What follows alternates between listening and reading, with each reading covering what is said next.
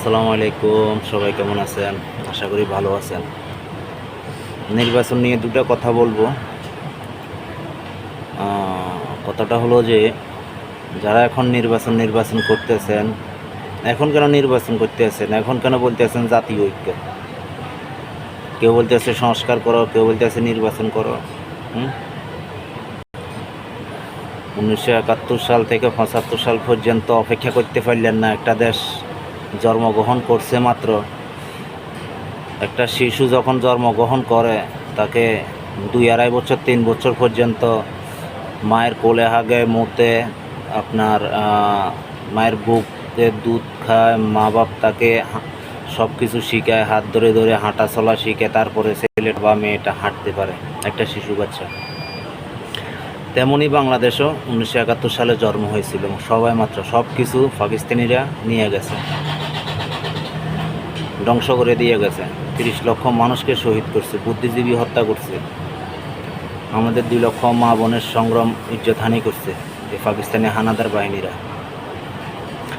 যদি ওই সময় বাংলাদেশ জামাতি ইসলামী যদি ওনাদের সাথ না দিত, তাদেরকে সাহায্য না করতো, আমাদের বাংলাদেশের 1 লক্ষ মানুষও মারা যেত না, 10 জন মা বোনেরও ইজ্জতহানি হতো না। বাড়িঘর দেখাই দিছে এই জামাতিরা, দেখাই দিয়া আমার 2 লক্ষ মা বোনের ইজ্জত সঙ্গম করছে, 30 লক্ষ মানুষকে শহীদ করছে। তারপরে অনেক জীবনের বিনিময়, ত্যাগের বিনিময় আমরা একটা স্বাধীন সার্বভৌমত্ব রাষ্ট্র পেলাম, একটা লাল সবুজের পতাকা পেলাম। জাতির জনক বঙ্গবন্ধু শেখ মুজিবুর রহমান বাংলাদেশের হাল ধরল। দেশ স্বাধীন হওয়ার পর কেন ইলেকশন করতে হবে? একটা দেশে একটা ইলেকশন করলে কত কোটি কোটি টাকা নষ্ট হয়। ওই মুহূর্তে বাংলাদেশে কি নির্বাচন করার কোনো দরকার ছিল বা কোনো উপায় ছিল? মানুষে ভাত পায় না, কাপড় পায় না, ওষুধ পায় না, চিকিৎসা নিতে পারে না। ওই সময় কিছু পাকিস্তানপন্থী গোষ্ঠীরা বিভিন্ন দল বেঁধে নির্বাচন দাবি। বঙ্গবন্ধু কি বলেছিলেন? বঙ্গবন্ধু বলেছিলেন সবাই আমরা এক দল। উনি চাইছিলেন 10টা বছর কোনোরকম দেশটাকে একটু সুন্দর করে সাজিয়ে গুজিয়ে মাথা তুলে যেন বাংলাদেশ দাঁড়াতে পারে। 10টা বছর সবাই ঐক্যবদ্ধ হয়ে কাজ করার জন্য। কিন্তু ওই চোরেরা চুরি করতে পারে না, চোরেরা খাইতে পারে না। বঙ্গবন্ধুকে কীভাবে শেষ করব, কীভাবে ক্ষমতার থেকে উচ্ছেদ করব, এই প্ল্যান শুরু হয়েছে 1971 সালের পর থেকে। যা আমরা দেখলাম 1975 সালে 15ই আগস্ট, একটা কালো রাত্রি, জঘন্যতম একটা কলঙ্কিত রাত্রি ঘটাল মেজর ডালিম সহ, মোস্তাক সহ। তো আবার ওই মেজর ডালিম, ওই মোস্তাকদেরকে মানুষ বাহাবা দেয়। তো আপনারা ভালো করে বোঝেন যে ওরা কোন প্রকৃতির লোক। ওরা মানুষ তো নয়, জানোয়ারের লায়ক নয়।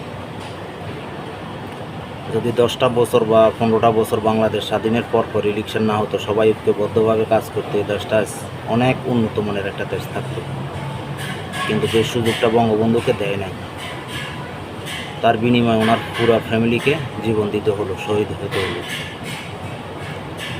এখন অনেক হুজুররা আছেন, বড় বড় কথা বলেন, 3 বছর জেল খাটছেন, কেউ 5 বছর খাটছেন। বঙ্গবন্ধুর জীবনে তো উনি 26টা বছর যৌবনের জীবনটাই উনি কাটাইলেন জেলে। বাংলাদেশের জন্য, একটা পতাকার জন্য, একটা মানচিত্রের জন্য, মানুষের বাসার অধিকার, ভাতের অধিকার, চলাফেরার অধিকার, বাক স্বাধীনতার জন্য। কারণ বাঙালি হলো কলঙ্ক জাতি, কলঙ্কিত জাতি, নিমুখ হারামের জাতি। ওদের কোনো কাউকে সম্মান দিতে পারে না, সম্মান অর্জন করতেও পারে না। এই কারণে আজকে বাংলাদেশের এই অবস্থা। অভিশপ্ত একটা জাতি হয়ে আমরা বাংলাদেশে বসবাস করতেছি। যে মানুষটার হাত ধরে বাংলাদেশের স্বাধীনতার সূচনা হয়েছে, ওই মানুষটাকে মেরে ফেলল। বাংলাদেশের অন্যতম প্রেসিডেন্ট ওনাকে নিয়ে দুটা কথা বলি। উনিও বাংলাদেশের প্রেসিডেন্ট ছিলেন, মুক্তিযুদ্ধের সময় বড় ভূমিকা রেখেছেন। বঙ্গবন্ধুর অবর্তমানে দেশটাকে স্বাধীনতার দ্বারপ্রান্তে নিয়ে গেছেন, স্বাধীনতা পর্যন্ত লড়াই করে দেশটাকে মুক্ত করেছিলেন। ওনাকেও আমার অন্তরের অন্তস থেকে সালাম। কিন্তু স্বাধীনতার পর আমরা দেখলাম ওনার ভূমিকাও প্রশ্নবিদ্ধ হয়ে গিয়েছে। উনিও ক্ষমতামোহী লোভী হয়ে গিয়েছিলেন। যাই হোক, তারপরও এটা স্বীকার করতে হবে যে বাংলাদেশের জন্ম না হলে বিএনপির জন্ম হতো না। এটা যারা স্বীকার করেন না তারা ভবিষ্যতে আপনাদের আরও দুর্ভোগ আছে। আর যারা আজকে ইসলামী লেবাস লাগিয়ে পাকিস্তানের এজেন্ডা বাস্তবায়ন করতে চান, তারাও একদিন ইতিহাসের সাক্ষী হয়ে থাকবেন। আসসালামু আলাইকুম।